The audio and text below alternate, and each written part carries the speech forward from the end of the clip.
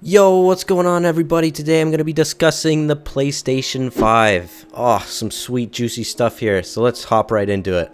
So earlier this year, we unexpectedly got the first details about Sony's next generation console plans. Once again, the company has shared more in somewhat unceremonious fashions, confirming the system's name and when it's coming out. It's officially called the PlayStation 5, which is really original, and its release date will fall somewhere in the holidays of 2020.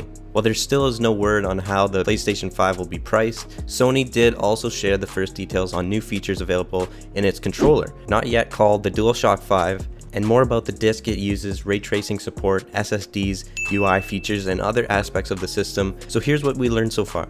So the company announced some of this news in a PlayStation blog post. Quote, "I'm proud to share that our next generation console will be called PlayStation 5 and will be launching in time for the holidays 2020, said Sony Interactive Entertainment President Jim Ryan in the post. Quote, "These updates may not be a huge surprise, but we wanted to confirm them for our PlayStation fans as we start to reveal additional details about our vision for the next generation." And Ryan also went on to share more details on Sony's vision for the next generation, as well as its plans on the PS5 Controller. Quote, "One of our goals with the next generation is to deepen the feeling of immersion when you play games, and we had the opportunity with our new controller to reimagine how the sense of touch can add to that immersion." So he goes on to explain the details of the controller and how they're actually adopting haptic feedback to replace the rumble technology found in controllers since the 5th generation of consoles. With haptics, you truly feel a broader range of feedback, so crashing into a wall in a race car feels much different than making a tackle on the football field. So you can even get a sense for variety of textures when running through fields of grass or plodding through mud. So the second innovation he goes on to explain is something they call adaptive triggers, which have been incorporated into the trigger buttons L2 and R2.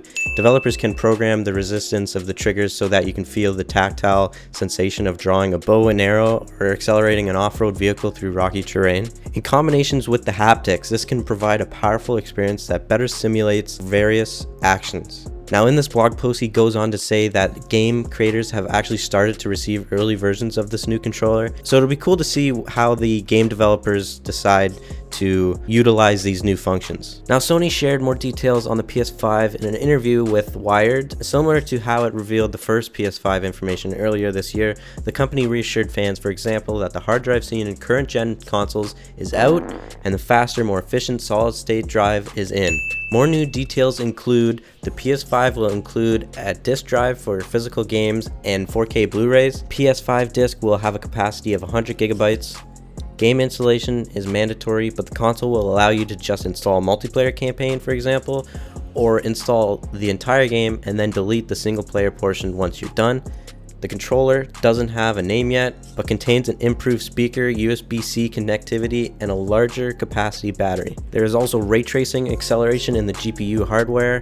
There's a new and improved UI that will allow you to see more details on what you can play at any time, as well as more on what your friends are doing. There's also going to be a new game being developed just for the PS5. So Bluepoint Games, the studio behind remakes such as Shadow of the Colossus and Uncharted, is working on an exclusive PS5 game that it says is a big one. Now what that means, I don't know, but they're probably going to try to utilize every new feature in the PS5. Now Sony has not yet shared what the PS5 will look like, nor the precise release date or price point, although we do have reputable leak source that have leaked pictures of the PS4 and price points, but nothing is confirmed yet. Earlier this year, the company did state it was working on a new PlayStation, but stopped short of confirming a release window or name. So this is the first time those details have been confirmed. We do know that the PS5 will be better for the environment and that it will support backwards compatibility in some way, which is cool, I guess.